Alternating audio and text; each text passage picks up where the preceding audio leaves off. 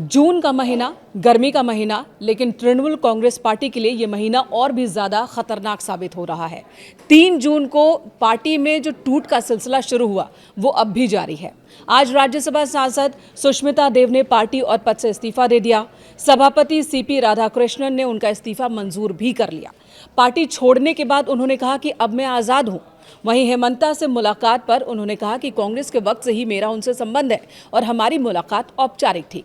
Party छोड़ने की वजह जब उनसे पूछी गई तो उन्होंने कहा कि मैंने टीएमसी की सदस्यता से इस्तीफा दिया। राज्यसभा सीट मुझे पार्टी नहीं दी थी और इसलिए जब पार्टी छोड़ा तो राज्यसभा की सीट भी छोड़ दी।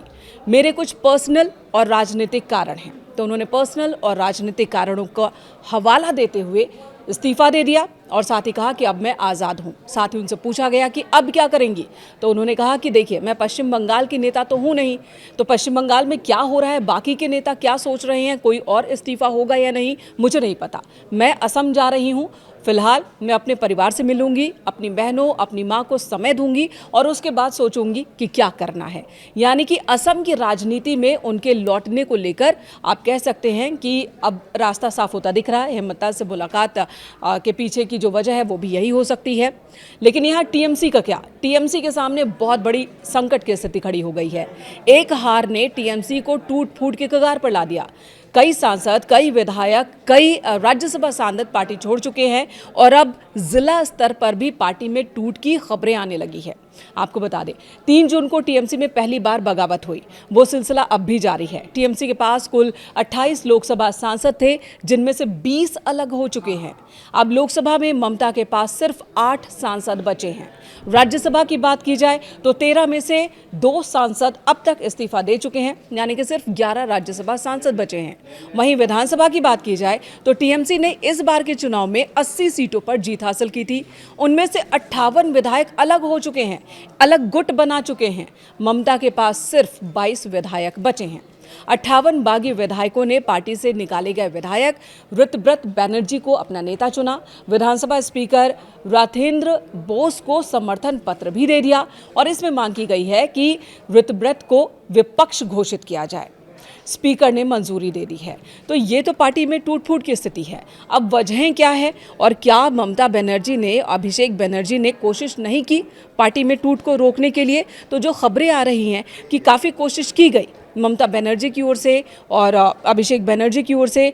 3 कोशिशें जो महत्वपूर्ण रही हैं कि टीएमसी सांसद अभिषेक बनर्जी ने बुधवार को, यानी कि आज, दिल्ली में राहुल गांधी से मुलाकात की। दोनों पार्टियों के बीच मजबूती बनाए रखने पर चर्चा हुई है ताकि पार्टी का अस्तित्व बचा रहे। वहीं ममता बनर्जी ने मंगलवार को सोनिया गांधी से मुलाकात की थी। ममता सोनिया के आवास पर गई थी 10 जनपद, वहीं पर मुलाकात हुई। दोनों नेताओं के बीच 1 घंटे तक बैठक हुई। 8 जून को तकरीबन 2 साल बाद INDIA गठबंधन की बैठक में टीएमसी के नेता मौजूद थे। ममता बनर्जी मौजूद थी, अभिषेक बनर्जी मौजूद थे और ये बहुत बड़ी घटनाक्रम कह सकते हैं। इस बैठक में 25 विपक्षी दल शामिल हुए थे, जिसमें ममता बनर्जी भी थी। हालांकि इससे पहले वो INDIA गठबंधन में कई बार कड़ा रुख अपना चुकी हैं, लेकिन इस वक्त उनका रुख अलग नज़र आ रहा है। और कहा यह भी जा रहा है कि सोनिया गांधी ने उन्हें सीधे सीधे ऑफर कर दिया है कि आप टीएमसी का विलय कांग्रेस में करवा लीजिए।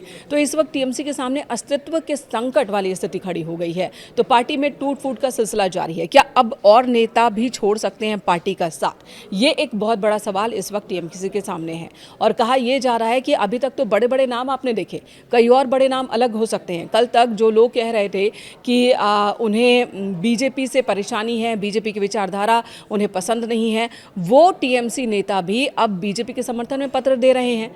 साथ ही अब जिला स्तर पर भी नेताओं के टूटने की आशंका बताई जा रही है। और अगर ऐसा होता है तो टीएमसी जो मानी जाती है ज़मीनी स्तर पर अपनी मजबूती को लेकर, वो मजबूती भी उसकी खतरे में पड़ती दिख रही है। तो टीएमसी की स्थिति इस वक्त बहुत ही कह सकते हैं कि ख़राब है।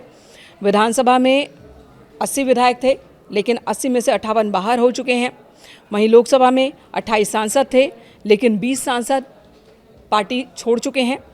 साथ छोड़ चुके हैं, अलग हो चुके हैं। राज्यसभा में 13 सांसद, जिनमें से 2 ने इस्तीफा दे दिया है और ये सिलसिला अभी जारी रह सकता है। जो जानकार हैं वो यही बता रहे हैं और इसकी कई बड़ी वजहें हैं।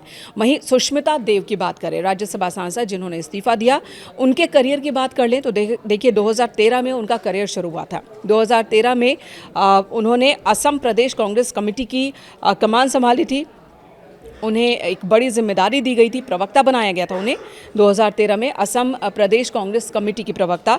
2014 में वो लोकसभा सीट पर चुनाव लड़ती हैं और जीतती हैं, पहली बार सांसद बनती हैं। सिलचर से वो सांसद बनी, 2019 तक वहाँ पर सांसद रहीं। 2019 में बीजेपी से हार गईं। 2021 में उन्होंने कांग्रेस छोड़ दिया और टीएमसी का दामन थाम लिया। कांग्रेस को छोड़ते हुए उन्होंने कहा था कि पार्टी की जो कार्यशैली है उससे वो परेशान है, कार्यशैली उन्हें पसंद नहीं आ रही है और उन्होंने टीएमसी का दामन थामा। टीएमसी ने उन्हें केंद्र की राजनीति में एक्टिव रोल निभाने का मौका दिया और उसके बाद 2026 में उन्हें राज्यसभा सांसद बनाया। माफ़ कीजिएगा, 2024 में वो राज्यसभा सांसद बनाई गई टीएमसी की ओर से, लेकिन 2026 में उन्होंने टीएमसी भी छोड़ दिया और राज्यसभा का जो सांसद पद है उससे भी इस्तीफा दे दिया है। अब आगे क्या करती हैं उस पर निगाहें रहेंगी, लेकिन सबसे ज़्यादा नज़र इस वक्त ममता बनर्जी और अभिषेक बनर्जी पर है, क्योंकि टीएमसी का भविष्य इस वक्त खतरे में दिख रहा है।